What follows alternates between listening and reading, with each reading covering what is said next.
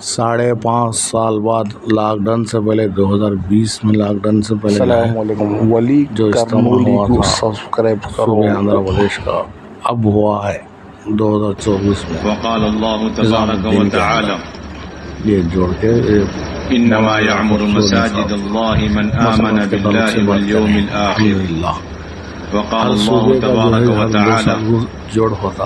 یا ایہا الذین آمنوا خذوا حذرکم فانفروا ثبات او انفروا جميعا. صوبوں کو بلایا جاتا. وقال رسول اللہ صلی اللہ علیہ 2 وسلم سال میں کتنا ہوا؟ الدین النصیحہ قلنا لمن قال للہ ولکتابہ ولرسولہ ولأئمة المسلمين وعامتهم. رواه مسلم. وأيضا قال من رأى منكم منكرا فليغيره بيده فإن لم يستطع فبلسانه فإن لم يستطع فبقلبه وذلك أضعف الإيمان. رواه مسلم. او كما قال صلی اللہ علیہ وسلم. میرے انتہائی قابل احترام بزرگوں، دوستوں، عزیز ساتھیوں، کام کرنے والے تمام عملے کی بنیادی اور اہم ترین ذمہ داری ہے اپنے پورے کام کو سیرت کی روشنی میں لے کر آئے. اس لیے کہ یہ امت جس طریقے سے عبادات اور عادات کے اندر سیرت اور سنتوں کی پابند ہے، اسی طریقے سے دعوت کے اندر بھی سیرت اور سنت کی پابند ہے. اسی لیے علماء کرام اور مفتیان کرام نے لکھا ہے کہ اللہ رب العزت نے 1.25 لاکھ انبیاء علیہم الصلاۃ والسلام کو دنیا کے اندر مبعوث فرما کے اپنے بندوں کو دین کی دعوت دے کر قیامت تک ہمیں یہ تعلیم دے دی کہ اللہ کے بندوں تک اللہ کا پیغام پہنچانے کا یہ مسنون طریقہ ہے. اس کا کوئی بدل نہیں، اس کا کوئی متبادل نہیں.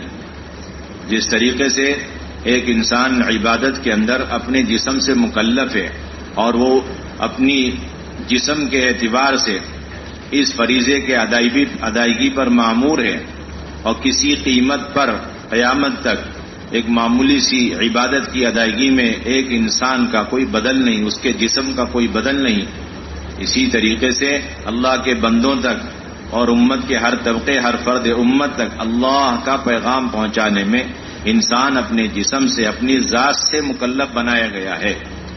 اور اس کے اندر یہ آلات اور ظاہری اور رواجی جتنے طور طریقے ہیں، یہ اللہ کے بندوں تک اللہ کا پیغام پہنچانے میں اور اس علم کو امت تک پہنچانے میں یہ انسان کا ایک لمحے کے لیے رائے کے دانے کے برابر بدل نہیں بن سکتا. اس لیے حضرت مولانا الیاس صاحب، حضرت مولانا یوسف صاحب علیہم الرحمہ اپنے عملے کو بڑی تاکید فرماتے تھے کہ اپنے آپ کو اور اپنے کام کو رواجی طریقوں سے بچاؤ، اس لیے کہ ان کے اندر رواج کی ظلمتیں ہیں اور سنت طریقوں کے اندر سنت کا نور ہے. حضرت مولانا یوسف صاحب رحمۃ اللہ علیہ فرمایا کرتے تھے کہ رواجی طریقوں میں سہولتیں اور آسانیاں ضرور نظر آئیں گی، لیکن جتنی سہولتیں آسانیاں اس سے کئی گنا زیادہ دشواریاں ہیں.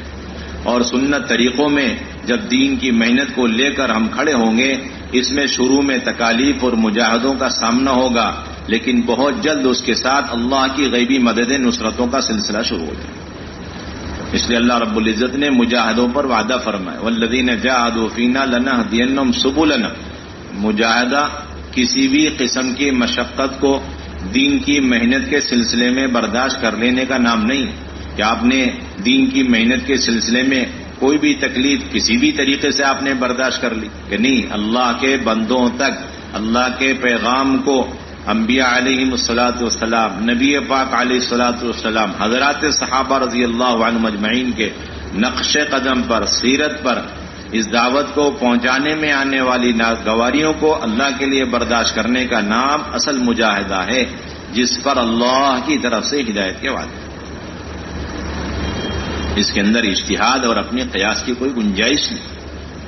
اس لیے دعوت کے اندر سب سے مقدم سنت یہ ملے گی کہ اللہ کے بندوں کے پاس خود جانا اور جا کر دعوت دینا، اپنی طلب سے جا کے دعوت دینا، اور ہر امتی کے ہدایت کا دل کے اندر، ہر امتی کی ہدایت کی حرص اور ایک ایک امتی جہنم سے بچ کر جنت میں داخل ہو جائے، اس کی طمع اور لالچ دل کے اندر، اور کسی کے مطالبے کے بغیر خود دین کی دعوت کو لے جا کر پیش کرنا، اپنی دعوت کو امت کے افراد پر پیش کرنا، طبقوں پر پیش کرنا، اور امتی بن کر پیش کرنا، جماعتی بن کر نہیں پیش کرنا۔ آپ امتی بن کے دعوت کا کام پیش فرمائیں گے تو امت تیار ہوگی، امت کے ہر طبقے ہر فرد تک دین کی دعوت پہنچے گی، علم کی دعوت پہنچے گی، علم پہنچے گا۔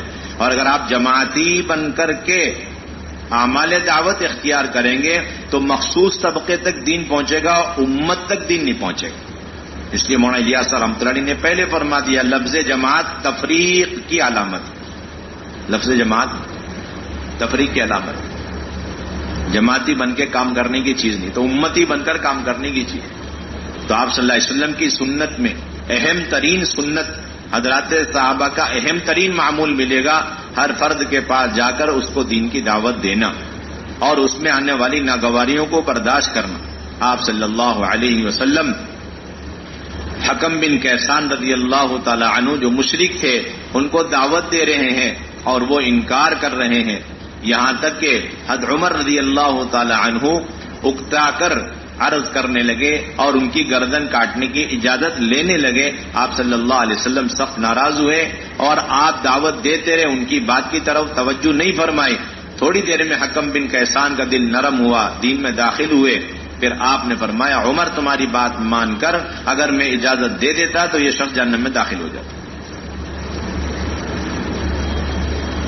آپ صلی اللہ علیہ وسلم کی خدمت میں حضرت ابو بکر رضی اللہ تعالی عنہ اپنے والد ابو قحافہ کو لے کر حاضر ہو رہے ہیں، تو آپ برجستہ بغیر کسی تکلف کے آپ فرما رہے ہیں کہ ان کو ان کے گھر میں رہنے دیتے، یہاں تک کہ میں خود ان کے پاس دین کی دعوت لے کر پہنچتا۔ حضرت صدیق رضی اللہ تعالیٰ نے فرمایا کہ نہیں، یہ زیادہ حقدار ہیں کہ آپ کے پاس خود آئیں، آپ کو معلوم ہو جائے۔ اگر آپ کو معلوم ہو جاتا کہ کوئی شخص بیمار ہے تو آپ بیمار پرسی عیادت کے بہانے سے پہنچ کر اسے دعوت دیتے، چاہے عمر میں چھوٹا ہو بڑا ہو، چاہے اپنا ہو پرایا ہو۔ اب تو کام کرنے والوں میں تفریق محسوس ہو رہی ہے، لفظوں سے بھی عمل سے بھی۔ پہلے ہی دن یہ طے کر لیا جاتا ہے کہ یہ ہمارے خیال کے نہیں، جو اپنوں کو اپنا بنانے اور شمار کرنے کو تیار نہیں تو وہ پرائے پر کیسے محنت کرے گا، انہیں اپنا کیسے بنا سکتا ہے؟ اصولی بات، کسی کو امت کے کسی طبقے کسی فرد کو کسی بھی خاص فکر کے ساتھ منسوب کرنا، یہ امت کو اپنے سے اور پورے نفع سے خیر سے کاٹنا ہے، گنجائش ہی نہیں۔ پہلے دن ہمارے ساتھی سوچتے اور اس کا معاملہ الٹا تھا۔ حضرت مولانا الیاس رحمۃ اللہ علیہ کا مزاج تھا کہ جو بھی باہر سے آئے اس کی اچھی طرح خاطر مدارات کر کے اور اس کے اچھی طریقے سے فکر کر کے اکرام کر کے اور اس کے خیالات کو سن لیں سمجھ لیں تاکہ اس کے مطابق بات ہو، اس غرض سے استقبال ہوتا تھا، اس غرض سے۔ ایک ڈاکٹر تھے، وہ آئے علاج معالجے کے بعد، پھر پڑوس چلے گئے تقسیم، پھر پڑوس چلے گئے، وہیں رہنے لگے۔ پھر ایک زمانے میں آئے، مولانا الیاس صاحب سے ملاقات کی، آپ نے پہچانا کیا؟ پہلے نہیں پہچانا، میں علاج کے لیے آیا تھا آپ کا۔ اچھا، اور معلوم ہے جب میں آپ کے پاس آیا تھا آپ نے نبوت پر، آپ صلی اللہ علیہ وسلم کی ختم نبوت پر آپ نے کچھ خاص باتیں ارشاد فرمائی، اور اللہ جانتا ہے آپ کو پتہ نہیں کیسے معلوم ہوا، میں اس وقت تک میں نبوت کا انکار کر چکا تھا، میں نبوت کا انکار کر چکا تھا، دوسرا فکر اختیار کر چکا تھا، جو بھی اس کا نام ہو، میں نبوت کا انکار کر چکا، قطعی انکار کر چکا تھا، منکر نبوت بن چکا۔ لیکن آپ نے نبوت کی بات کری، رسالت کی بات کری، اور وہ دن اور آج کا دن میں پکا مومن ہو گیا اور میں نے توبہ اللہ کیا، اور میں یہ اس لیے تھا کہ امت کو صرف امت ہونے کی حیثیت سے دیکھا گیا اور اس کو دعوت پیش کی گئی، اس کے علاوہ کوئی دوسرا نظریہ، کوئی اور فکر ہی نہیں۔ یہ آپ کی پوری سیرت میں یہ بات آپ کو مشترکہ طور پر نظر آئی۔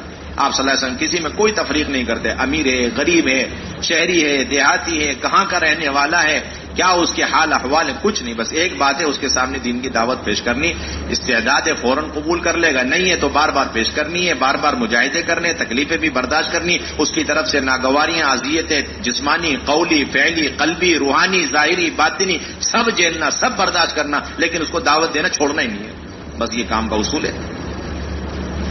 مدتیں متعین نہیں ہے، مہینے متعین نہیں، سال متعین نہیں، بس کام کرنا ہے. جس طرح ایک آدمی کو لا علاج کہنے کے باوجود بھی، اور یہ کہنے کے باوجود کہ بھائی اب آپ گھر لے جائیں، پھر بھی کوئی آدمی مایوس نہیں ہو رہا، علاج نہیں چھوڑ رہا. ایک کے 100 ڈاکٹر، ایک کے 1000 اسپتال، قریب سے لے کر دور تک ملکوں کا سفر کر کے علاج. اور یہاں ہم تھوڑے سے دنوں کے اندر ایک خاص فکریں قائم کر کے امت کے اس طبقے کو اپنے میدان محنت سے خارج مان لیتے ہیں، اور خود بھی نہیں جاتے اور دوسروں کو بھی اشارہ کرتے بھائی ان کے پاس تو ہم نے بہت محنت کر لی، وہاں جا کے کوئی فائدہ نہیں، اس پٹی پہ جاؤ، اس رخ پہ جاؤ، اس گھرانے پہ جا کے محنت کر. یہ فکروں کے اعتبار سے تفریق، عملی اعتبار سے تفریق. اس سے سب سے زیادہ ہماری دعوت کو امت تک پہنچانے میں سب سے بڑی رکاوٹ اسی وجہ سے پیدا ہو. آپ صلی اللہ علیہ وسلم کی احمد نہیں تھی، بلکہ جو سخت دل ہوتے تھے، پتھر دل ہوتے تھے، ان پر اللہ کے نبی صلی اللہ علیہ وسلم آس امیدیں لگا کر کے ان کے پاس جاتے تھے. ہو سکتا ہے کہ یہ اگر دین قبول کر لیں، دعوت قبول کر لیں، تو ان کے نتیجے میں نہ جانے اور کتنے ان کے پیروکار اور ان کے متبعین دین میں داخل ہو. یہ آپ کا بھی مزاج تھا، اور آپ نے اپنے ہر صحابی کا یہ مزاج بنایا.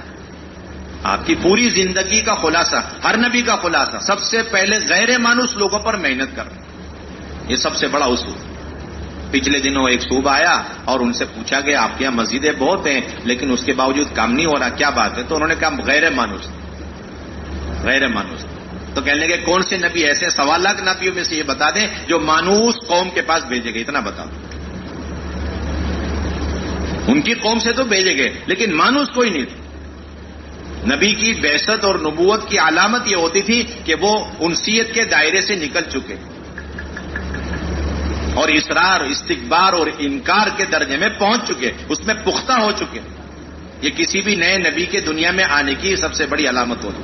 کیوں آئے؟ کہ اب وہ سارا معاملہ ختم. ان کے اندر سے جو بنیادی طلب تھی اور طلب کی جو استعداد تھی وہ سرے سے ختم ہو گئی. اب نبی کو سرے نو بھیجا جا رہا تاکہ بالکل بنیاد سے کام کو اٹھائیں، طلب کی محنت کریں. اس لیے مولانا الیاس رحمۃ اللہ علیہ نے بڑی قوت کے ساتھ حضرت شاہ عطا اللہ بخاری رحمۃ اللہ علیہ سے یہ بات یہیں حجرے میں فرمائی، اور یہ بات فرمائی کہ میں نے مختلف طریقے اختیار کیے دین کی محنت کے، لیکن بعد میں نے اب یہ طے کیا کہ ان سارے طریقوں کے اندر نفع ہے، یقیناً ہے، لیکن یہ بھی کوئی شک و شبے کی بات نہیں کہ ان سارے طریقوں کے اندر جو نفع ہے وہ محدود ہے اور امت لامحدود ہے. اور وہ طریقہ کاری اختیار کرنا ہے جس سے لامحدود امت لامحدود طریقے پر فائدہ اٹھائے. اور وہ کیا ہے؟ میں نے طے کر لیا اللہ تعالیٰ نے مجھے جتنی طاقت دی، جسمانی اور روحانی، ظاہری، باطنی، ان سب کو اس کام اور اس راستے میں لگاؤں گا موت تک جس میں اللہ کے نبی لگا کر گئے. تو شاہ صاحب بہت چوکنا ہو گئے، پتہ نہیں کون سی بات، کہا کہ وہ ہے بے طلبوں میں دین کی طلب پیدا کرو. جب مولانا الیاس رحمۃ اللہ نے حضرت شاہ عطا اللہ بخاری رحمۃ اللہ علیہ سے فرمایا، اسی اجرے میں فرمایا، یہ طے کر لیا میں نے کہ سارے کام کروں گا میں، ٹھیک، لیکن جس میں سب سے زیادہ اپنی مجھے طاقت لگانی، قوت لگانی، اللہ کی طرف سے ملی ہوئی ظاہری باطنی نعمتوں کو لگانا، وہ بے طلبوں میں دین کی طلب، کیونکہ اللہ کے نبی اور تمام نبیوں کی محنت کا خلاصہ یہ ہے. اور اس کے لیے اپنی جان و مال کو بے قیمت بنانا، بے حیثیت بنانا، یہ جملہ فرمایا مولانا الیاس نے. اور بے قیمت اور بے طلب، بے قیمت اور بے حیثیت بنانے کا عمومی رواج ڈالنا. ہر فرد امت اپنے اس دین کی محنت اور دین کی محنت کو اپنی سعادت اور اس کے لیے اپنے کو مٹانے، اپنی شخصیت کو ختم کرنے اور اپنے آپ کو بالکل ختم کرنے میں اپنی سعادت سمجھے. ہماری کوئی حیثیت نہیں دین کے مقابلے. اس لیے مولانا الیاس رحمۃ اللہ علیہ سے کوئی بھی خیریت پوچھتا تو کہتے تھے دین اور دین کی محنت کے علاوہ سب خیریت. سارے خطوط میں لکھا ہوا ملے گا، سارے خطوط میں ملے گا. کوئی بھی پوچھا حضرت خیریت سے، کہا کہ دین اور دین کی محنت کے علاوہ سب خیریت، اس کی کوئی خیریت. ہمیشہ مولانا الیاس صاحب کے مکتوبات آپ اٹھا کے دو، آپ کیسے ہیں؟ خیریت سے. کہا کہ دین اور دین کی محنت کے علاوہ سب خیریت، سب خیریت. دین کی محنت چھوٹی، انفرادی دعوت چھوٹنا کا نتیجہ یہ نکلا کہ شعائر اسلام کے ساتھ تمسخر کا معاملہ کیا جا رہا ہے. شعائر اسلام، ایک آدمی نماز پڑھ رہا ہے تو ایک مسلمان دیکھ کے ہنس رہا، سنتوں پر چل رہا ہے تو مذاق اڑایا جا رہا ہے. یہ معاشرے والا ارتداد 90 نہیں 99% امت میں آ چکا ہے. مولانا الیاس رحمۃ اللہ علیہ نے حضرت مدنی کو خط لکھا کہ حضرت میں دیکھ رہا ہوں کہ عالم کفر میں نہیں، عالم اسلام کے اندر یہ بات اچھی طرح محسوس ہو رہی ہے کہ شعائر اسلام، فرائض اسلام، ارکان اسلام جب اسے کوئی بندہ اختیار کرتا ہے ہمت کر کے تو اس کے ساتھ استہزاء کا، تمسخر کا اور استخفاف کا معاملہ کیا جائے. اس سے بڑھ کر ارتداد کیا ہو سکتا ہے؟ اور میری ساری محنت کا خلاصہ یہ ہے کہ اللہ تعالیٰ کے ایک ایک حکم اور نبی پاک علیہ الصلوۃ والسلام کی ایک ایک سنت کے سلسلے میں جو تمسخر، استہزاء اور استخفاف کا عمومی ماحول قائم ہو گیا، اس کے مقابلے میں اللہ کے ہر حکم اور نبی پاک علیہ الصلوۃ والسلام کی ایک ایک سنت کی عظمت ایک ایک کے دل کے اندر اتر جائے. یہ میری محنت کا خلاصہ ہے. خط میں لکھا حضرت مدنی رحمۃ اللہ علیہ کو خط میں مولانا الیاس صاحب رحمۃ اللہ، مولانا علی میاں صاحب رحمۃ اللہ علیہ نے نقل کیا. مولانا الیاس صاحب ان کی دینی دعوت کے سلسلے میں نقل کیا. ساری محنت کا خلاصہ یہ فرائض کی عظمت ہو اور اس کے اندر اہتمام ہو، سنتوں کی عظمت ہو، اس کے اندر پختگی پیدا ہو رہی، اور دلوں کے اندر عقائد اور رسالت اور توحید، اور دلوں کے اندر نبی پاک علیہ الصلوۃ والسلام کی سنتوں کی عظمت، اور اس کے مقابلے میں دنیا بھر کے سارے طور طریقوں کو آدمی حماقت سمجھے، جہالت سمجھے، گمراہی سمجھے، دل کی گہرائی کے ساتھ. یعنی محنت کا خلاصہ ہے. تو آپ صلی اللہ علیہ وسلم کے یہ مزاج تھا. اس کے لیے اللہ کے نبی صلی اللہ علیہ وسلم اپنے آپ کو مٹایا کرتے، ایک ایک کے پاس جایا کرتے تھے. کوئی لمحہ اور کوئی موقع اللہ کے نبی صلی اللہ علیہ وسلم چھوڑتے نہیں تھے دعوت دیے بغیر. کوئی کسی بھی وقت مل جائے، کسی موقع پر مل جائے، فرد کے پاس جانا. آپ صلی اللہ علیہ وسلم کے بارے میں منیب ازدی رضی اللہ تعالیٰ عنہ فرما رہے کہ فجر میں نے زمانے جاہلیت میں دیکھا کہ آپ صبح سویرے مکے والوں کے درمیان جا کے یہ دعوت دے رہے ہیں کہ اے لوگوں کلمہ پڑھ لو، کامیاب ہو جاؤ. ایھا الناس قولوا لا الہ الا اللہ تفلحوا. کہتے ہیں کہ ایک بھی نہیں تھا جو آپ صلی اللہ علیہ وسلم کا اکرام کرتا ہو یا خاموشی سے بات ہی سن لیتا ہو آپ کے ادب میں، احترام میں، تعظیم میں، اکرام میں، بلکہ سارا معاملہ الٹا کہ ایک آدمی آپ پر مٹی ڈال رہا، دوسرا آدمی تھوک رہا ہے چہرے انور پر، اور چوتھا آدمی آپ کو برا بھلا کہہ رہا ہے. یہ دعوت ہے، اور دعوت کے نتیجے میں یہ حالات ہیں. اور پھر یہ کتنی دیر تک ہے؟ حتی انتصف النہار، کہ دوپہر کا وقت ہو گیا.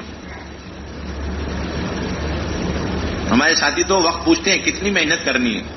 اتنی محنت کرو کہ لوگوں کے اندر سے دین اور فرائض دین، احکامات، شرائع اور سنت اور علم، اور اسی طریقے سے تمام دین کے بارے میں جو بے قیمتی اور بے حیثیتی اور استہزاء استخفاف وہ ختم ہو، اور ان کے دل کے اندر دین میں کامیابی نظر آنے لگے، دین کی عظمت پیدا ہو جائے، سنتوں کا اہتمام پیدا ہو جائے. اور اس وقت تک محنت کرنی ہے جب تک یہ چیز پیدا نہ ہو، چاہے ہم مٹ جاویں، چاہے ہماری بے عزتی ہو، ساری بے قراری. یہ ہمارے چلے 4 مہینے، اس کی تو نبیوں کی محنت کے مقابلے میں اس کی کوئی حیثیت نہیں. ایک خط میں بڑے اہتمام سے لکھا ہے کہ جس دین کی قیمت اور حیثیت نہیں لگ سکی، جس دین کی قیمت نہیں لگ سکی، ہزاروں نبیوں کی جانیں قربان ہو کر اور ہزاروں صحابہ کی جانیں قربان ہو کر ایسے دین کی بھلا کہاں سے قیمت لگ سکتی ہے؟ یہ ہلکے پھلکے چند قدم اللہ کے راستے میں اٹھانے، اور یہ چلے 4 مہینے لگا کر اتنا ہلکا سمجھتے تھے اپنی ساری میں. ہزاروں انبیاء، ہزاروں صحابہ کی جانیں قربان ہو کر جس دین اور مذہب کی قیمت نہیں لگ سکی، اس کے لیے چند قدم اور چلے 4 مہینے، اس سے کیا ہو جائے؟ کچھ نہیں، اس سے کچھ نہیں.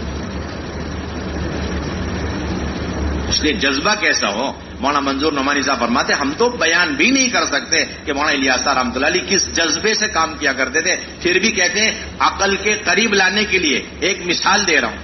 فرماتے تھے کہ اگر ایک آدمی کے سامنے جہنم کو اس کی تمام تر عذابات کے ساتھ اور اس کے اندر کی تکلیفوں کے ساتھ اسے سامنے رکھ دیا جائے، اور دوسری طرف جنت کو اس کی تمام تر نعمتوں سے آراستہ مزین کر کے رکھ دیا جائے، اور ایک آدمی سے کہا جائے کہ یہ سارے پہاڑ ہیں، دریا ہیں اور یہ سارے جنگلات ہیں، اگر آپ اس کو پار کرتے ہو تو پھر آپ کو یہ جہنم سے حفاظت ملے گی، جنت میں داخل ہوں گے. تو ایک آدمی اس جنت کو حاصل کرنے کے حرص اور لالچ میں اور اس جہنم سے بچنے کی فکر میں، جس فکر سے وہ پوری طاقت اور قوت اور توانائی لگا کر کے اس جنگلات کو پار کرے گا، پہاڑوں کو پار کرے گا، دریاؤں کو پار کرے گا، اس سلسلے میں جو وہ محنت کرے گا نا، فرماتے تو اس کی وہ جو محنت ہے، وہ محنت اس محنت کے مقابلے میں رائے کے دانے کے برابر نہیں، سمندر کے مقابلے میں قطرے کے برابر نہیں، جو مولانا الیاس صاحب اپنے آخری بڑھاپے کی عمر میں امت کو جہنم سے بچانے کے لیے لگایا کرتے تھے.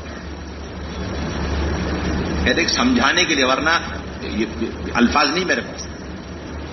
اور آج صبح آپ نے دیکھ لیا حضرت نے کیا فرمایا کہ حضرت مولانا تقی عثمانی صاحب دامت برکاتہم نے کیا فرمایا کہ وہ جو کام ترقی پر جا رہا ہے اور امت کا جو میلان ہو رہا ہے اور امت کے خاص اور عام اور ہر امت کا طبقہ اس کی طرف، اس کی وجہ مولانا الیاس صاحب رحمۃ اللہ علیہ کا وہ درد اور غم اور اندر کی وہ کڑن اور وہ اندر کی جو ہے وہ آگ اور تپش تھی جس کی، اور ان کا خلوص اور مجاہدہ تھا جس کی وجہ سے یہ سلسلہ، اس کے بغیر تو کام نہیں ہوتا۔ تو پہلی بنیادی سنت، ہر فرد امت کے پاس جا کر کے دعوت پیش کرنا، اپنی ذات سے پہنچنا، غیر مانوس لوگوں کے پاس جونا، انجان لوگوں کے پاس جونا، اور جو سخت قسم کی تکلیفیں، اذیتیں اور مخالفت پر مصر ہیں ایسے لوگوں کے پاس بڑے اہتمام کے ساتھ جانا۔ صرف جا کر دین کی دعوت دینے کی دیری ہے، اللہ تعالیٰ پلٹیں گے اور ان کی جتنی تیزیاں ہیں وہ ساری کی ساری دین کی موافقت اور دین کی محنت کے سلسلے میں استعمال ہو۔ اور یہ بات آپ اچھی طرح یاد رکھیں کہ دین اور دین کی محنت کی ترقی جتنی مخالف ماحول میں ہوتی، مخالفتوں کا ساتھ ہوتی ہے اور اذیتوں کو ساتھ ہوتی ہے، اتنی دین کی ترقی، دین کی محنت کی ترقی اور اسلام کی ترقی موافقت اور موافقین کے ساتھ نہیں ہوتی۔ اصولی بات۔ حضرت مغیرہ بن شعبہ رضی اللہ تعالیٰ فرماتے ہیں کہ حضور صلی اللہ علیہ وسلم کا ہمارا سامنا ہو گیا، میں ابو جہل کے ساتھ مدینے کے گلیوں میں جا رہا تھا، سامنا ہو گیا تو آپ نے دیکھتے ہی کہا، اے ابو الحکم حلم الی اللہ و الی رسول ادعوک الی اللہ، کہ میں تمہیں اللہ رسول کی دعوت دیتا ہوں، تم آؤ اللہ کی طرف آؤ، اللہ کے دین کی طرف آؤ۔ یہ سن کر ابو جہل کہنے لگا کہ اے محمد صلی اللہ علیہ وسلم، آپ ہمارے بتوں کو برا بلا کہنے سے باز نہیں آئیں گے، آپ ہمارے آبا و اجداد کو بے وقوف کہنے سے باز نہیں آئیں گے، آپ یہ چاہتے ہیں کہ ہم بشارت دے دیں اس بات کی کہ آپ نے اپنے رب کا پیغام ہم تک پہنچا دیا ہے، چلیے ہم یہ بشارت دے دیتے ہیں، لیکن یاد رہے ہم آپ کی کبھی تصدیق نہیں کریں گے اس وقت تک جب تک یہ بات ثابت نہ ہو جائے کہ جس چیز کی آپ دعوت دے رہے ہیں اور جس چیز کا آپ دعویٰ کر رہے ہیں وہ بات حق ہے، جب تک یہ ثابت نہیں ہوگا ہم آپ کی تصدیق نہیں کریں گے۔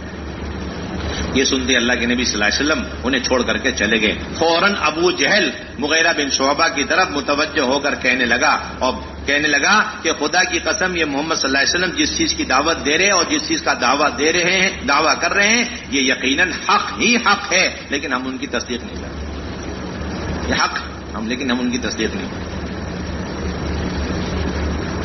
معاویہ رضی اللہ تعالیٰ عنہ فرماتے ہیں کہ میرے والد ابو سفیان میری والدہ ہند بن عتبہ کو اپنی سواری پر پیچھے بٹھا کر کے اپنے کھیت کی طرف جا رہے، اپنے گاؤں دیہات کی طرف جا رہے، میں بھی اپنی ایک گدھی پر سوار ہو کے جا رہا تھا، اتنے میں اللہ کے نبی صلی اللہ علیہ وسلم سامنے سے آگے، تو میرے ابا نے مجھ سے کہا کہ اب معاویہ اتر جاؤ تاکہ محمد صلی اللہ علیہ وسلم سوار ہو جائیں۔ آپ صلی اللہ علیہ وسلم سوار ہو گئے، تھوڑی دیر چلے، اس کے بعد آپ فوراً پلٹے اور پلٹ کر کہا اے ابو سفیان، اے ہند بن عتبہ، میں تمہیں اللہ کی دعوت دوں۔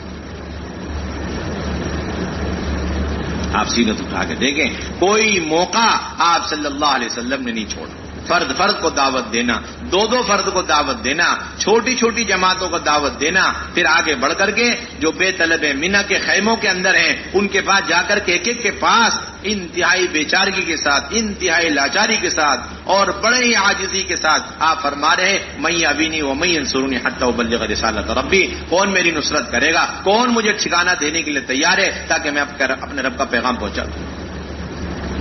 اکیلے جا رہے، کبھی اپنے چچا عباس کو لے کر کے جا رہے، ایک قبیلوں کو پہچان رہے ہیں، سمجھ رہے ہیں کون کتنی استعداد کا ہے، کتنی صلاحیت کا ہے اور کہاں سے شروعات کرنی۔ تو حضرت عباس فرما رہے یہ فلاں قبیلہ، یہ فلاں قبیلہ، یہ فلاں قبیلہ ہے، اب یہ سارے قبیلے ان کے حالات آپ کے سامنے، آپ گشت کہاں سے شروع کریں۔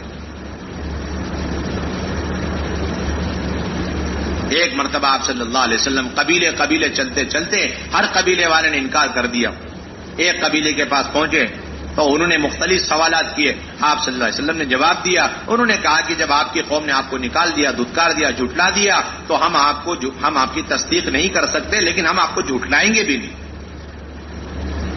اور ہم آپ کو باہر نہیں نکالیں گے، آپ کی نصرت کریں گے، مدد کریں گے۔ تو چنانچہ آپ صلی اللہ علیہ وسلم ان کے پاس رک گئے، اتنے میں ان کا سردار آیا، بیحارہ نامی سردار آ کے کہنے لگا کہ کون آدمی نئے سے چہرے والا تمہارے پاس بیٹھا ہوا نظر آ رہا، کون ہے؟ کہنے کہ محمد صلی اللہ علیہ وسلم۔ کیا معاملہ ہے؟ انہوں نے آ کے ہم سے درخواست کری کہ ہم ان کی نصرت کریں اور ان کو ٹھکانہ دیں۔ کیا جواب دیا کہ ہم نے ان کی نصرت کر لی ہے اور انہیں ٹھکانہ دے دیا ہے، ہم ان کی تصدیق نہیں کریں گے، تکذیب نہیں کریں گے۔ تو کہنے لگا کہ ایسے شخص کو تم پناہ دے کر کے جسے اس کی قوم نے نکال دیا، جھٹلا دیا، دھتکار دیا، تم چاہتے ہو کہ سارا عرب ایک طرف سے تمہارے اوپر حملہ آور ہو جائے، حملہ کرے، سارے عربوں کی دشمنی لینا چاہتے ہو؟ ایسے آدمی کو ٹھکانہ دے کر میری رائے بالکل نہیں، یہ کہہ کر ان کو ورغلا کر پھر وہ آیا، اے محمد صلی اللہ علیہ وسلم آپ یہاں سے اٹھیے، یہاں سے اٹھیے، اللہ سید الانبیاء صلی اللہ علیہ وسلم آپ اٹھیے یہاں سے، آپ یہاں نہیں بیٹھ سکتے، آپ اٹھیے۔ آپ صلی اللہ علیہ وسلم خاموشی سے تنے تنہا ہے، کوئی نہیں ساتھ، اکیلے اٹھے، اپنی سواری پر سوار ہو گئے، جانے لگے تو یہ بیحرہ نامی آدمی نے اپنے عصا اور ڈنڈے سے آپ صلی اللہ علیہ وسلم کی سواری پر ایک جو ہے کس کے چونکا لگایا تاکہ اس سے آپ کی سواری بدگی اور آپ صلی اللہ علیہ وسلم نیچے گرے۔ یہ دین کی محنت، تکالیف اور اذیتوں ناگواریوں کے ساتھ اور غیر مانوس لوگوں کے پاس جا کے محنت کر، یہ ساری سنتیں دعوت کی، جب تک یہ سنتیں برقرار رہیں گی تو دعوت کی حقیقت اور دعوت کے نتیجے میں ہدایت مدعو کے حق میں اگر مقدر میں ہے، ورنہ ہلاکت طے ہے اگر ہدایت مقدر میں نہیں ہے، اور پورے عالم کا اس داعی کے لیے مسخر ہونا طے ہے۔ تین بنیادی باتیں ملیں، تین بنیادی باتیں ملیں، اگر ہدایت مقدر میں تو دعوت داعی جتنا دین کی دعوت کے سلسلے میں مجاہدے برداشت کرے گا اتنا اللہ رب العزت ہدایت کے فیصلے فرمائے اور اسے اپنے دین پر استقامت سے مالا مال فرمائے۔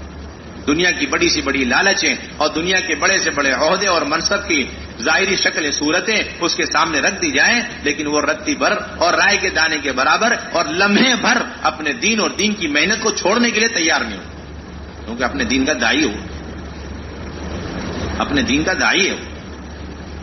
سب کا مل کر اعمال کو کر لینا اپنی جگہ پر بڑا اہم عمل ہے، لیکن ان میں سے ہر ایک ایک صحابی کی طرح پختہ دین کا داعی ہونا چاہیے۔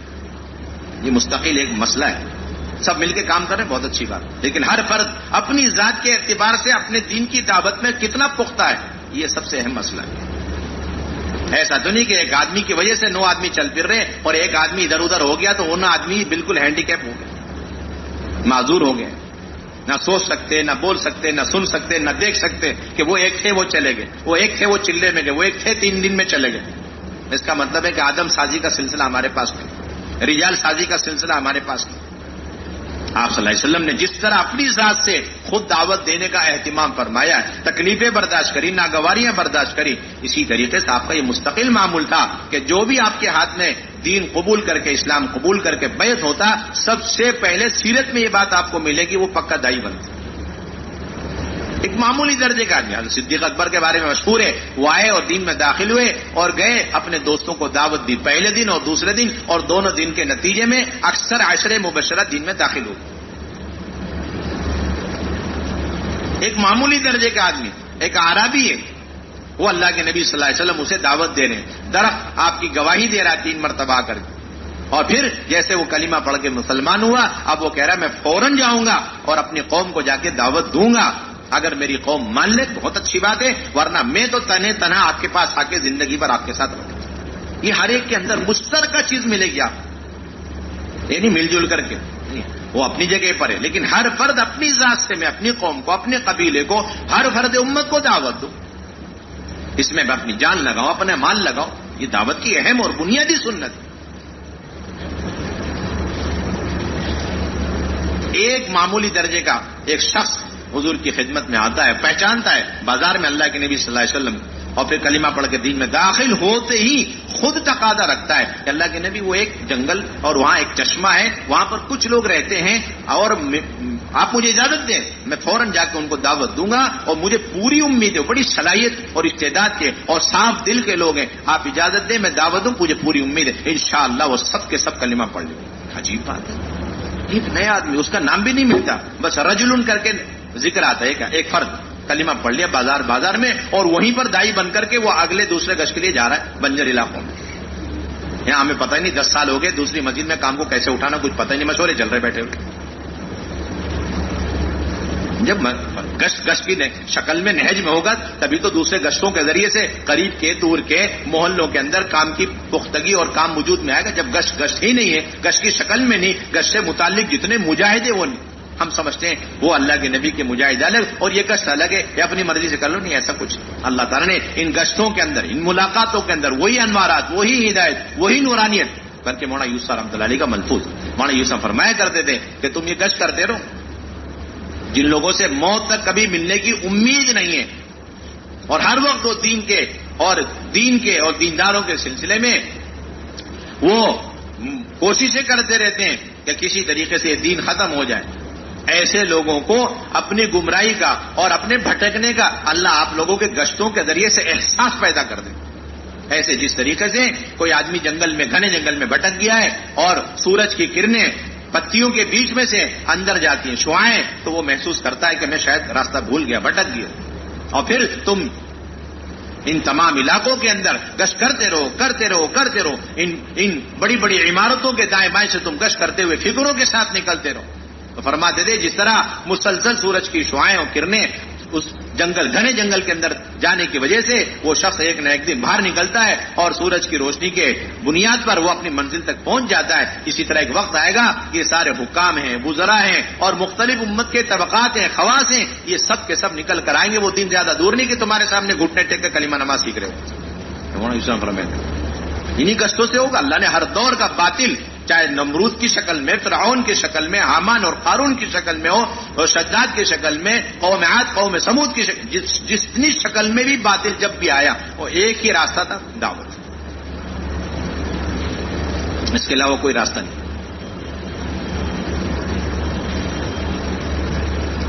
اللہ تعالیٰ کی طرف سے عذابات آئیں گے, وہ دور ہو جائیں گے. اگر عذابات آ بھی گئے, محنت کرتے رہے, عذابات آ گئے, تو فائدہ یہ ہوگا کہ ہم اللہ کے ہم معذور ہو جائیں گے. ہمارا کم کہنا سننا, مستقل موت تک کہنا سننا ہے, کوئی تحدید نہیں ہے. یہ قرآن میں ملتا ہے, کوئی تحدید نہیں. امر بالمعروف نہیں یعنی منکر کی کوئی تحدید ہی نہیں.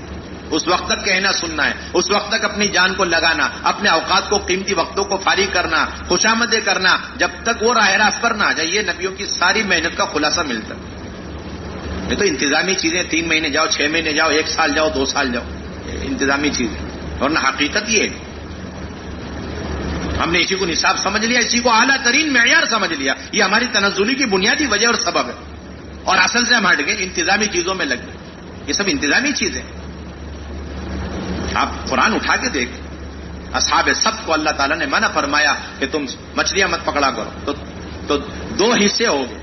ایک تو مچھلی پکڑتا ہی رہا, نافرمانی میں لگا ہی رہا, اور دوسرا حصہ نافرمانی سے بچ گیا.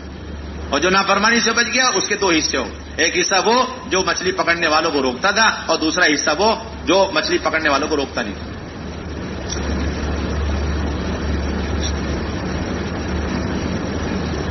اب آیت کے اندر یہ فلما نسوا ما ذکروا به انجینا الذین ینهون عن السوء واخذنا الذین ظلموا بعذاب بئیس بما كانوا یفسقون. جب ان کو یاد دلایا گیا, یاد دہانیاں کی گئی, اور پھر بھی انہوں نے اسے بھلا دیا, تو پھر ہم نے ظالمین کو دردناک عذاب میں پکڑ لیا, ظالموں کو پکڑ لیا. حضرت عبداللہ بن عباس کا قول تفسیر جساس میں لکھا ہے, وہ فرماتے تھے اعیتنی هذه الآیہ, اس آیت نے مجھے تھکا دیا, مجھے مطلب نہیں سمجھ میں آ رہا اس آیت. یہ بات صحیح ہے کہ جو نافرمانیوں میں رہے اور بات نہیں مانی وہ ہلاک ہوئے, یہ بات صحیح ہے. اور جو لوگ نافرمانی سے بچے اور نافرمانوں کو روکتے رہے, منع کرتے رہے, تو انہیں بھی نص قرآنی کی بنیاد پر یہ بات معلوم ہو گئی کہ ان کو نجات مل گئی. انجینا الذین ینہون عن السوء.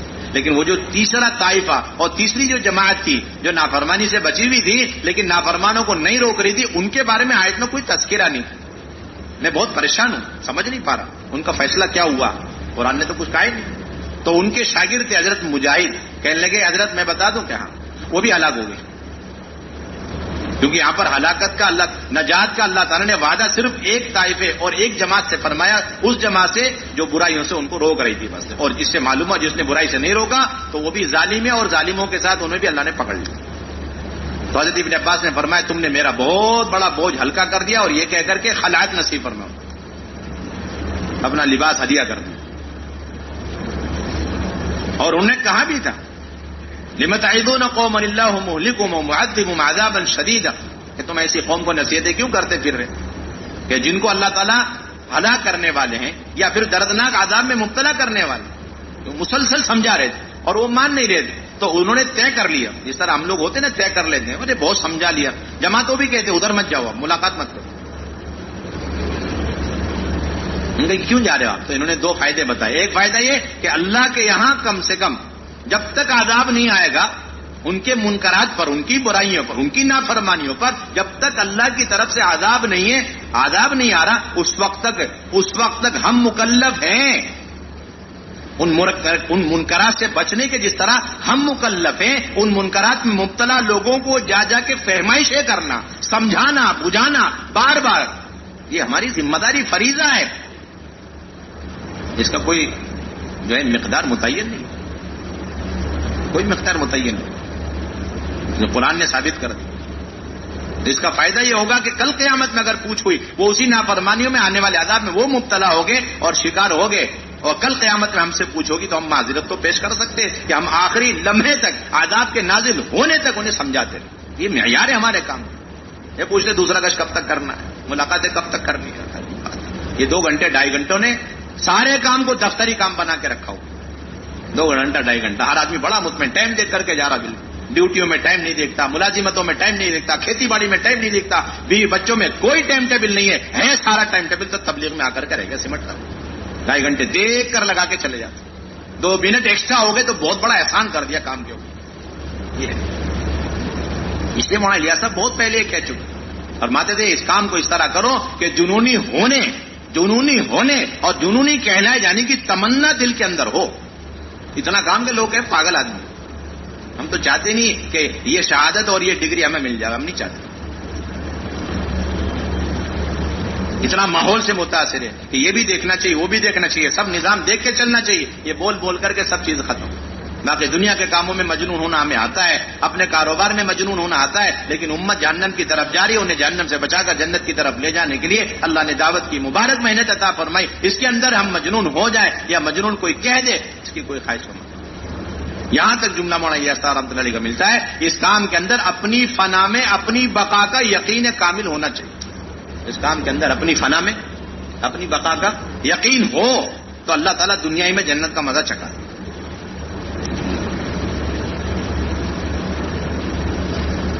کام کے لیے یکسو ہو جانا. فرماتے تھے کہ حضرت شیخ کو خط میں لکھتے کہ بس دعا کرو میرا رواں بس اس کام کے لیے ہو کے رہے, میرا کوئی لمحہ اور میری کوئی رائے کے دانے کے برابر اللہ کی دی ہوئی نعمت ہے, طاقت ہے, اس کام کے علاوہ کسی اور میں نہ لگ جائے. اس کی دعا کرو. میں مکمل اپنے کو اس کام کے لیے یکسو کرنا چاہتا ہوں. اس کو استخلاص بولتے اور پورے یقین کے ساتھ. فرماتے تھے کہ یہ جو اللہ کی طرف سے عذابات آ رہے ہیں یہ نافرمانیوں کی وجہ سے تو ہیں, اس کے ساتھ یاد رہے کہ یہ عذابات ختم نہیں ہوں گے. لوگوں نے کہا حضرت دعا فرما دیں, یہ بڑے بڑے حالات امت کے اوپر, پریشانیاں, طرح طرح کی اذیتیں, تکلیف, آپ دعا فرما دیں. کہنے کہ جب تک شرط پوری نہیں کرو گے تو یہ کوئی دعا کارگر نہیں, کوئی دعا کارگر نہیں. شرط کیا ہے کہ امت کے اندر بے طلبی جو ہے اسے دور کرنا اور ان کے اندر دین کی طلب پیدا کرنا. جب تک یہ شرط آپ پوری نہیں کریں گے, یعنی امر بالمعروف نہیں, یعنی منکر کو انجام نہیں دیں گے جو فریضہ اللہ نے اس امت پر عائد فرمایا, اس وقت تک یاد رکھ لینا کہ رات بھر امت کے عوام, خواص, ولی, قطب سب مل کر کے پیشانیاں زمین پر رکھ کر ناک رگڑ رگڑ کر کے دعائیں کر لی, عذابات دور ہونے والے. شرط چھوڑ دیا آپ نے, شرط چھوڑ دیا. بہت قوت سے کہتے تھے مولانا الیاس صاحب. ایک مکتوب نے یہاں تک لکھا حضرت مولانا الیاس صاحب رحمۃ اللہ علیہ نے کہ میں دیکھ رہا ہوں کہ امر بالمعروف نہی عن المنکر اور یہ دعوت کی مبارک محنت کے اندر جب تک تازگی پیدا نہیں ہوگی, پختگی نہیں پیدا ہوگی, اس وقت تک میں حضور صلی اللہ علیہ وسلم کی روح مبارک کو بے چین پا رہا ہوں. صاف طور پر فرماتے تھے پورے عالم کے اندر اس وقت جتنے حالات, جتنے مسائل ہیں, کہتے تھے پوری قوت اور وثوق کے ساتھ فرماتے تھے کہ ان سب کا حل اور ان سب کا دفعیہ اور ان سب کا ختم ہونا یہ میرے اس کام کے اندر منحصر ہے. جتنا یہ کام تازہ ہوتا چلے جائے, پختہ ہوتا چلے جائے, گہرا ہوتا چلے جائے گا اور جان و مال کو اس کے لیے بے قیمت کرنا آسان اور عام ہوتا چلے جائے گا, اتنے سارے حالات امت کے اندر سے ختم ہوتے چلے جائیں. بہت بنیادی چیز. اس کی پہلی بنیادی چیز ہر فرد امت کے پاس خود جانا، انفرادی دعوت کا اہتمام کرنا، فرد کے پاس جانا اور تکالیف کو برداشت کرنا، نامانوس سے نامانوس، غیر مانوس، سخت قسم کا آدمی، ضدی قسم کا آدمی، ایک کے پاس جانا، یہ سب سے پہلے. اس کے لیے ہمارے پاس کوئی ٹائم نہیں ہے ہمارے پاس. ہاں کوئی کم سے کم دے دے، کوئی حرج کی بات، ورنہ ہر ایک اپنے بیوی بچوں کے بعد جو وقت بچ رہا ہے وہ سارا کا سارا ادھر لگائے. پہلے تو یہ مجمع اس کا طے کر، یہ نہیں کہ 2.5 گھنٹے کا کام ہمارا، کوئی 2.5 گھنٹے کا کام. آج بھی حضرت صبح فرما رہے تھے کہ مولانا احسان صاحب نے مولانا یوسف صاحب کے بیانات میں سے اس بات کو بڑے اہتمام سے قلم بند کیا ہے کہ 12 گھنٹے چاہیے مسجد کو. کتنے گھنٹے چاہیے؟ 12 گھنٹے چاہیے مسجد، 12 گھنٹے چاہیے. اور پھر یہ بات طے ہے، اہم ترین سنت ہے کہ ان دعوتوں کے نتیجوں میں آپ صلی اللہ علیہ وسلم نے اگلی جو سنت ہمیں سکھلائی وہ اس امت کو مسجدوں کے ماحول میں اور مسجدوں کے اعمال میں لا کر جمع کرنا اور مسجد کے ماحول میں رکھنا. یہ دعوت کی اہم ترین سنت حضور صلی اللہ علیہ وسلم نے اپنی 23 سال کی محنت کے نتیجے میں ہمیں سکھلایا. اور اللہ تبارک و تعالی نے ان مسجد اور مسجد کے اعمال کے اندر اس امت کی تعلیم اور تربیت اور تزکیے کا وعدہ فرمایا. اللہ کے بندوں کو اللہ کے گھر میں لا کر اور اللہ کی بڑائی بولنے سے بڑھ کر اللہ کے غیر کا تاثر دل سے نکالنے کا اور کوئی راستہ نہیں. وَلَمْ يَخْشَ إِلَّا اللَّهِ، ما سوى اللہ کا سارا خشیہ یعنی ما سوى اللہ کا سارا تاثر نکالنے کا واحد راستہ ہے ان مساجد کو آباد رکھو، کوئی راستہ نہیں. مولانا یوسف صاحب رحمۃ اللہ علیہ فرمایا کرتے تھے کہ کوئی آدمی مسجد میں آ کر 5 وقت کی نماز بہت اونچی سطح پر پڑھ کر کے چلے جاوے، لیکن مسجد میں آ کر مسجد والے اعمال میں مسجد کے حلقوں میں اگر نہیں بیٹھ رہا ہے تو پہلے سے زیادہ اسباب کا یقین لے کر کے لوٹے گا.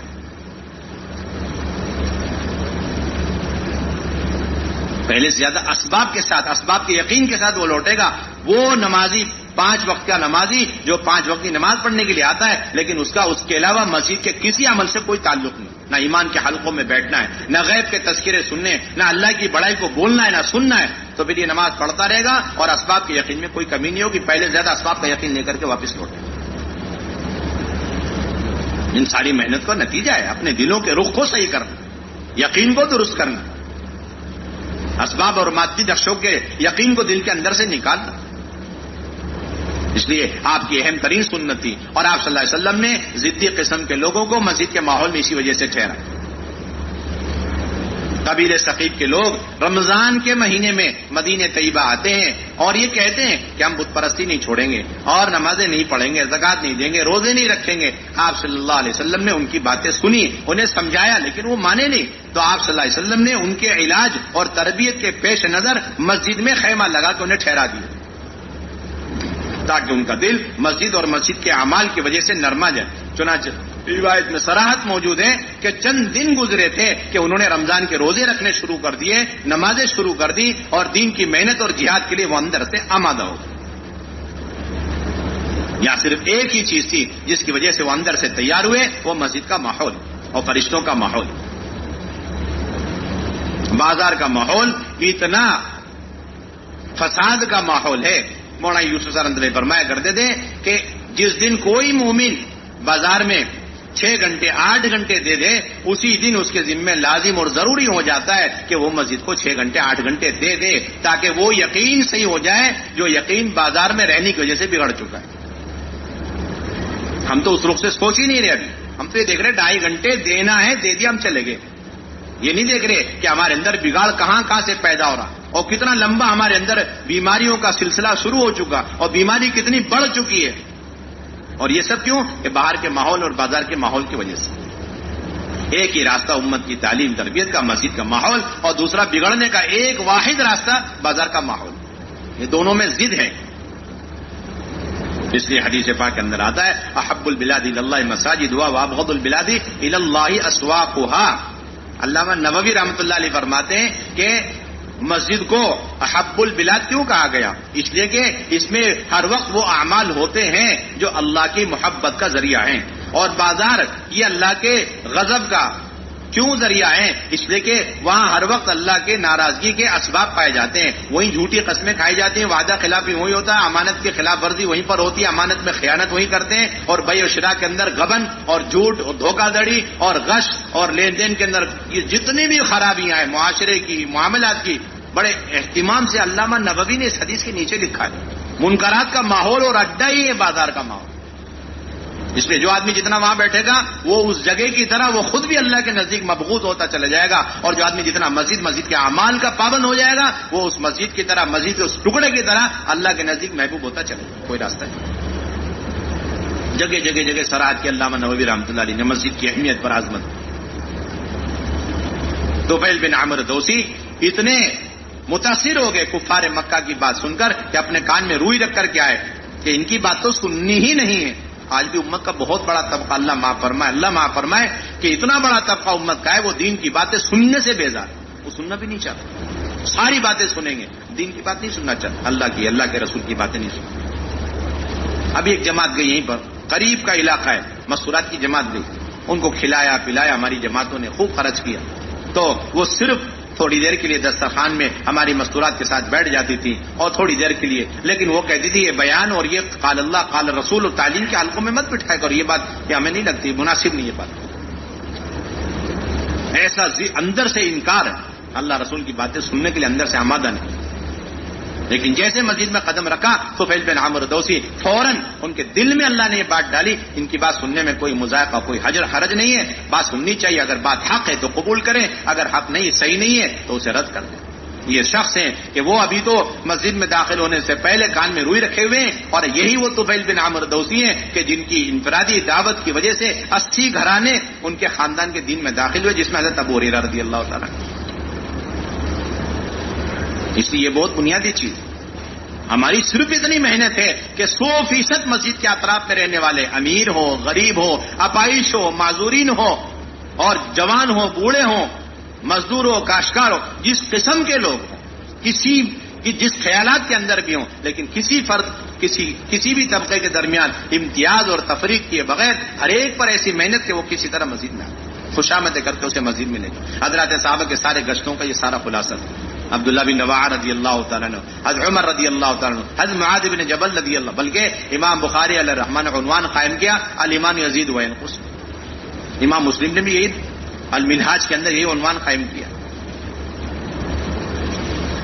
یہ عنوان قائم ہے، باب کون الامر بالمعروف والنہی عن المنکر من الایمان وان الایمان یزید و ینقص وان الامر بالمعروف والنہی عن المنکر واجبان۔ یہ تین عنوان قائم ہے، یہ تین عنوان قائم ہے۔ امر بالمعروف نہی عن المنکر ایمان کا حصہ ہے، اور ایمان میں سے، اور امر بالمعروف، اور ایمان بڑھتا بھی ہے گھٹتا بھی ہے، اور امر بالمعروف نہی عن المنکر، یہ دونوں بنیادی واجبات میں سے، فرائض میں سے عنوان قائم کیا علامہ نووی رحمۃ اللہ علیہ، یہ فرائض میں سے واجبات میں سے، اور اس کا ایمان سے گہرا تعلق۔ یہ سارے جو گشت ہیں یہ ملاقاتوں کا سلسلہ، یہ ایمان کے ترقی کا عین سبب ہے۔ اس لیے علامہ ابن القیم جوزیہ علیہ رحمہ نے فرمایا کہ جس طرح ایمان ہر فرد کے ذمے فرض عین ہے، 24 گھنٹے ہر لمحے، اور وہ ہر مسلمان کا اپنے قلب کا عمل ہے، اور اس ایمان کے فریضے میں کوئی کسی کا بدل نہیں بن سکتا، اسی طرح اس ایمان کی ترقی اور اس ایمان کی دعوت کے سلسلے میں ہجرت اور جہاد بھی فرض عین ہے، اور ہر ایک کے ذمے ہے، اور اس میں کوئی کسی کا بدل نہیں بن سکتا۔ زاد المعاد فی حدیث خیر العباد میں لکھا ہوا، جس طرح ایمان فرض، اس کی نسبت پر جہاد اور ہجرت فرض، اس کے بغیر نہیں ہے۔ لوگ کہتے ہیں کہ گشتوں کا کیا حکم ہے؟ آپ یہ دیکھ لو، ان گشتوں کے ذریعے سے آپ خود اپنے ایمان میں ترقی محسوس کر رہے ہیں، آپ خود فیصلہ لگاؤ، اور ان گشتوں اور ملاقاتوں کے ذریعے سے منکرات کے ماحول سے امت کے طبقات نکل رہے ہیں، اور نکل کر معروفات پر آ رہے ہیں، نیکیوں پر آ رہے ہیں، ان کے معاملات اور معاشرے، ان کے عقائد اچھے ہو رہے ہیں، توحید رسالت اور آخرت کے اعتبار سے پختہ ہوتے جا رہے ہیں۔ آپ خود فیصلہ کریں اس کا کیا درجہ ہونا چاہیے۔ امام بخاری نے تو صاف فیصلہ کر دیا کہ ایمان بڑھتا گھٹتا ہے، اور ایمان کے بڑھنے کا یقینی سبب حد معاد والا عمل پیش کر دیا کہ وہ لوگوں کو دعوت دے کر مزید لاتے تھے، کہتے آؤ بیٹھو ہم اللہ کے تذکرے کریں تاکہ ایمان بڑھ جائے. یعنی امام بخاری نے ثابت کر دیا ایمان بڑھتا ہے، اور بڑھنے کا یقینی سبب اللہ کے بندوں کو دعوت دے کر اللہ کے گھر میں لے کر آ کر کے اللہ کی بڑائی بولنا. آپ کے پاس اس کا کوئی بدل عمل موجود ہے، آپ ہمیں پیش کر دیجیے. آپ کے پاس اس کے بدلے میں کوئی عمل ایسا موجود ہے جس سے امت کا عام طبقہ منکرات سے نکلے اور ان کے دل کے اندر سے غلط عقائد اور ان کے اندر سے برائی، معاشرے کی اخلاق کی برائیاں ختم ہو اور وہ صحیح عقیدے پر، رسالت پر، آخرت پر، معاملات پر، معاشرے کے اعتبار سے پختہ کار. آپ کے پاس کوئی عمل ہے تو آپ پیش کریے. جو حکم امر بالمعروف نہی عن منکر کا ہے وہی حکم اس عمل کا ہوگا جو اس امر بالمعروف نہی عن منکر اور اس کے نتیجے میں ایمان کے پختگی کا ذریعہ بن رہا ہے، وہی حکم اس کا لگے. کوئی عام امتی ہے اور اس کے پاس ایمان میں ترقی، ایمان میں پختگی اور اپنے عقائد کو درست کرنے اور اپنے عبادات اور معاشرے کے اعتبار سے اصلاح کے لیے اس کے علاوہ اور کوئی عمل اس کے پاس نہیں ہے، تو یہی عمل علماء نے لکھا ہے اس کے ذمہ فرض ہو جائے گا. یہ گشت کرتا رہے، ملاقاتیں کرتا رہے اور مسجد کے اندر ایمان اعمال کی مجلسوں میں بیٹھتا رہے تاکہ ایمان میں ترقی کرتا رہے. اس کے پاس اس کے علاوہ کوئی عمل نہیں.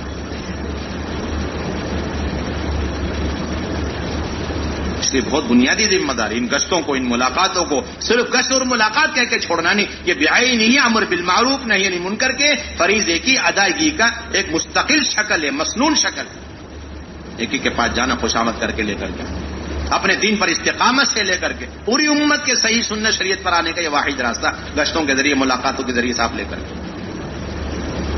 اس لیے حضرت عبداللہ بن رواحہ رضی اللہ عنہ نے یہ بات فرمائی تھی، ان قلوبنا اشد تقلبا من القدر اذا استجمعت غلیانها، کہ ہم یہ کیوں گشت کر رہے ہیں؟ ایمان والے ایمان والوں پر گشت کر رہے ہیں، صحابہ پر گشت کیوں کر رہے ہیں؟ انہوں نے صاف بتایا اس کی وجہ یہ ہے کہ یہ دل ہے نا بہت تیزی سے پلٹتا ہے، چاہے وہ صحابہ کا دل ہو چاہے ولی کا دل ہو، دلوں میں کوئی فرق نہیں ہوتا، دل پلٹتے ہیں بس، اس لیے اس کا نام قلب رکھا گیا. انہوں نے قاعدہ کلیہ کے طور پر بتایا یہ قلبوں کا حال، یہ دلوں کا حال یہ ہے کہ وہ اس ہانڈی سے زیادہ تیزی سے پلٹ جاتے ہیں جس کے اندر کی چیزیں بڑی تیزی سے پلٹا کرتی ہیں آخری ابال کے وقت. کہ اگر وہ مزید فرشتوں کے ماحول، ایمان اور یقین کے حلقوں میں، اعمال کے ماحول میں، تو پھر نیکیوں کی طرف تیزی سے اس کی طبیعت چلتی ہے، اس کا دل چلنے لگتا ہے. اس کے برعکس اگر وہ تھوڑی دیر کے لیے مسجد سے باہر نکل کے چلے گیا اور بازار کے ماحول میں بیٹھ گیا تو اتنی دیر میں اتنا متاثر ہو جاتا ہے کہ اس کو برائیاں نیکیوں کے مقابلے میں اچھی لگنے لگتی، برائیاں کرنے لگ جاتا ہے، سوچنے میں مجبور ہو جاتا ہے. آپ ایک واقعے سے اس کی مثال دیکھ سکتے ہیں. حضرت عمر رضی اللہ تعالیٰ عنہ کے زمانے میں ایک نوجوان تھا اور بہت عبادت گزار، حضرت عمر کا بڑا چہی تھا اور ہر وقت مسجد میں رہتا تھا. مسجد سے باہر صرف اپنے والدین کی خدمت کے لیے نکلا کرتا. خیر القرون کا زمانہ، حضرت عمر جیسا زمانہ، اور مسجد سے اتنا لگاؤ رکھنے والا، اور وہ صرف اپنے ماں باپ کی خدمت کے لیے جاتا. وہ ماں باپ کی خدمت جب جاتا تھا راستے میں ایک بدکار عورت کا مکان پڑتا تھا، وہ اس نوجوان کو بہکاتی رہتی تھی. ایک مرتبہ بس چلتے چلتے وہ بہکا رہی. اس کا یہ اثر تھا کہ ایک مرتبہ وہ نوجوان اتنا جو ہے اس کی بات پر آ گیا کہ وہ عورت آگے آگے اور وہ نوجوان پیچھے پیچھے، اور وہ عورت اپنے گھر میں داخل ہو چکی اور وہ نوجوان بھی گھر میں داخل ہو گیا. آپ سوچئے سر، سوچئے خیر القرون کا زمانہ، مسجد میں ہر وقت پڑا رہنے والا جوان حضرت عمر کے ماتحتی میں، ان کی نگرانی میں اس کی تربیت ہو رہی. اور گزرتے گزرتے ایک خاتون کی اس تھوڑے سے وسوسے کوشش کے نتیجے میں اس کا دل پلٹ گیا. کہتا ہے کہ وہ داخل ہوا، اس کو ایک دم سے ایک آیت یاد آ گئی، ان الذین اتقوا اذا مسهم طائف من الشیطان تذکروا فاذا هم مبصرون. یہ آیت اسے یاد آئی، بے ہوش ہو گیا. متقی لوگ وہ ہیں کہ جب شیطان ان کے اندر وسوسے ڈالتا ہے، انہیں گمراہ کرنے کی کوششیں کرتا ہے، تو وہ اللہ کو یاد کرتے ہیں تو ایک دم سے ان کے اندر کی آنکھیں، دل کی آنکھیں کھل جاتی ہیں، انہیں بصیرت مل جاتی اور ان کی ان گناہوں سے حفاظت ہو جاتی. وہ آیت اسے یاد آئی، وہ بے ہوش ہو گیا. وہ عورت گھبرا گئی، اپنی باندی کے سہارے سے اس نوجوان کو لے جا کے اس کے گھر کے دروازے پہ چھوڑ کے راتوں رات واپس آ گئی. اب گھر والے پریشان، گھر سے باہر نکلے اسے تلاش کرنے کے لیے. دیکھا بیٹا تو دروازے پہ پڑا ہوا، اسے اندر لے گئے. بہت دیر کے بعد ہوش آیا، پوچھا کیا گزری؟ اس نے شرماتے ہوئے سارا واقعہ سنا ہے. تو باپ نے پوچھا وہ کون سی آیت تھی جس کی یاد آنے پہ تجھے بے ہوش؟ اس نے وہ آیت پڑھی، پھر بے ہوش ہو گئے. ان الذین اتقوا اذا مسهم طائف من الشیطان تذکروا فاذا هم مبصرون. وہ آیت پڑھی، فوراً بے ہوش ہو گئے. اس مرتبہ اتنا لمبا بے ہوش کہ اسی میں اس کی جان پرواز کر گئی. انتقال ہو گیا. خیر کی حالت میں اس کے اللہ کے ڈر اور خوف کی حالت میں اس کی موت آ گئی. اور انہوں نے دیکھا رات کا وقت ہے، معمولی درجے کا ایک آدمی ہے کوئی، اس لیے حضرت عمر کو کیا تکلیف دینی ہے، راتوں رات اس کو غسلہ کے کفنا کر کے نماز جنازہ پڑھ کے دفن بھی کر آگے. حضرت عمر کو صبح خبر ملی تو حضرت عمر قبر میں پہنچ گئے اپنے ساتھیوں کو لے کر، اور پہنچ کر کے وہاں یہ آیت پڑھی وَلِمَنْ خَافَ مَقَامَ رَبِّهِ جَنَّتَانِ، جس کے دل میں اللہ کے سامنے حضوری اور پیشی کا ڈر اور خوف رہتا ہے، ایسے لوگوں کے لیے 2 جنتوں کے وعدے ہیں. یہ آیت پڑھ رہے اور قبر کے اندر سے جوان جواب دے رہا ہے امیر المومنین اللہ نے وہ دونوں جنتیں مجھے عطا فرما دی. باپ اندازہ لگا سارے فتنوں سے تحفظ کا راستہ مسجد والا راستہ، مسجد کے اعمال والا. اب جو شخص ایسا خیر القرون میں زمانے میں اور حضرت عمر کے زمانے میں پرورش پانے والا، مسجد کے اندر پرورش پانے والا، بازار سے اس کا کوئی تعلق نہیں، لیکن بازار کے ماحول جن گھروں میں گلیوں میں رہتے وہاں سے گزرتے ہوئے ذرا سی محنت پر وہ بچہ ادھر سے ادھر ہو گیا تو آپ اس سے اندازہ لگاؤ جو مسجد آتا ہی نہیں، ہر وقت بازار میں منکرات کے اور شیاطین کے اڈوں میں بیٹھا رہتا ہے، اس کے ایمان اور عقیدے کا کیا حال بنے گا آپ سوچ لو. اور ایسی قوم پر کتنی محنت کی ضرورت، اور ہم بیٹھے ہوئے 2 گھنٹے 2.5 گھنٹے مشورے کر رہے اور اختلاف کر رہے بیٹھے ہوئے. کیا ضرورت ہے مسجد میں لانے کی؟ یہاں تک سوال اٹھ رہا ہے. اس کا صاف مطلب ہے کہ ہمارے سامنے سیرت نہیں، ہم نے طے کرا ہوا ہے کہ سارا کام ہمارے اپنے رائے کے مطابق کرنے کا کوئی گم نہیں. اس لیے ہر فرد امت کو مسجد کے اندر لا، یہ آپ کا مستقل معمول. اور پھر مسجدوں کے اندر آپ صلی اللہ علیہ وسلم کا یہ معمول تھا، ایمان کے حلقے آپ اپنی ذات سے لگا، پورے مجمع کو رکھ کر آپ ایمان کے حلقے لے رہے ہیں اور پورے مجمع کو رکھ کر آپ علم کے حلقے قائم فرما رہے ہیں. ایک وقت قبیل آ گیا حضور صلی اللہ علیہ وسلم کی خدمت میں تو آپ صلی اللہ علیہ وسلم نے پہلے ان سے ان کی ایمان کی علامتیں معلوم فرمائی. انہوں نے بڑے اطمینان سے 15 علامتیں بیان فرمائی. اس کے بعد آپ صلی اللہ علیہ وسلم نے ان سے یہ فرمایا کہ ایمان کی یہ 15 علامتیں انتہائی ناقص ہیں اور یہ ناکافی ہیں جب تک اس کے ساتھ 5 اور ایمانی علامتیں شامل کر کے اسے مکمل نہیں کریں. اللہ کے نبی نے 5 علامتوں کی اور تعلیم دی. یہ کیا ہے؟ اللہ کے نبی صلی اللہ علیہ وسلم اور ایک قبیلے قوم کے 7 لوگوں کے درمیان ایمان کے حلقوں کے نمونے. ایک بڑے میاں اللہ کے نبی بیٹھے مسجد کے اندر تشریف فرمائے اور آ کے پوچھنے گے اللہ کے نبی صلی اللہ علیہ وسلم وہ مسجد کے اندر ہم نے وہ جنت میں ہم نے سنا ہے کہ ایک درخت ہوگا جس سے جنتیوں کو تکلیف پہنچے، بیری کا درخت ہوگا.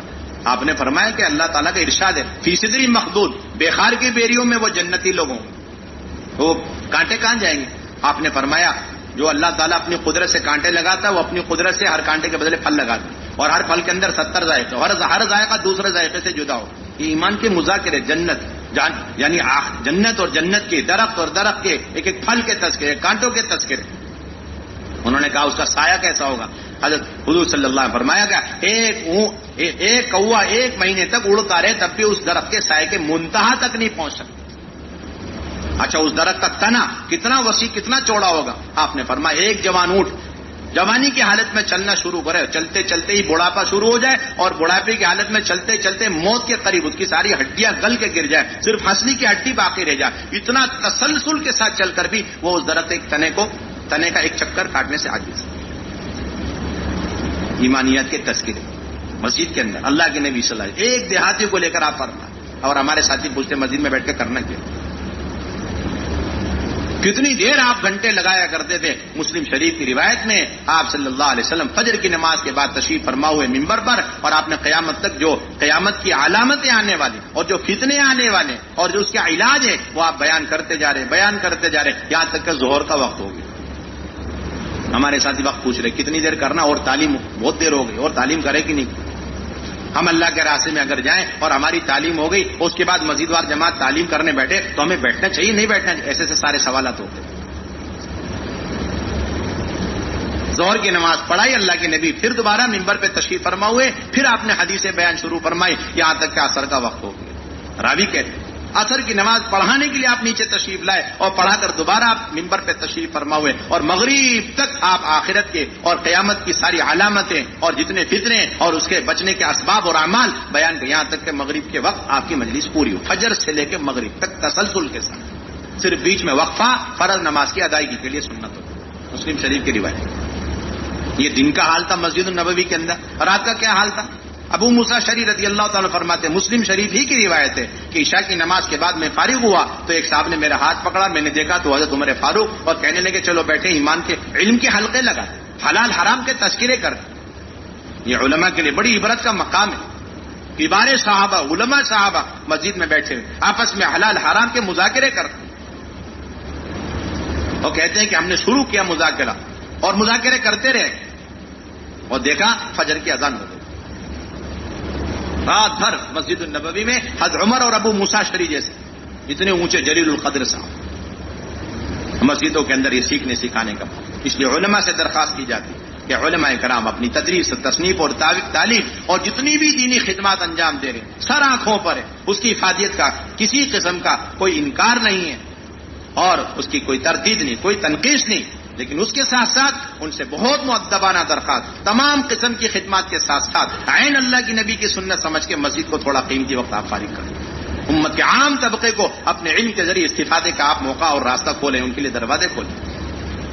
یہی بخاری ہم پڑھتے پڑھاتے ہیں، لیکن اسی بخاری میں ہی اس لیے مولانا الیاس فرمایا کرتے تھے، مولانا یوسف رحمۃ ہم یہ نہیں کہتے کہ شیخ الحدیث بخاری کا درس چھوڑ کر کے مسجد میں بیٹھ کر التحیات کی تعلیم دیں، ہم یہ تو نہیں کہیں گے. لیکن یہ ضرور گزارش کریں گے کہ جتنی اہمیت اور عظمت ہمارے دل کے اندر بخاری شریف کی درس کی ہوا کرتی ہے، وہی عظمت اور وہی اہمیت ہمارے دل کے اندر مسجد کے اندر بیٹھ کر ایک عام انسان کو التحیات کی تعلیم دینے کی ہونی چاہیے.